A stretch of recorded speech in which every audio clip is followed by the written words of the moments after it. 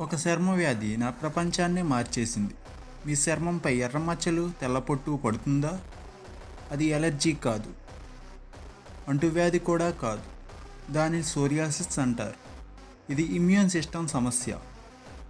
పూర్తిగా పోకపోయినా సరైన చికిత్సతో కంట్రోల్ చేసుకోవచ్చు. నిర్లక్ష్యం చెయ్యకండి.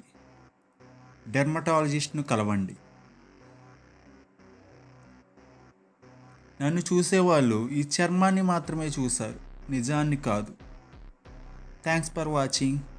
Keep watching my channel.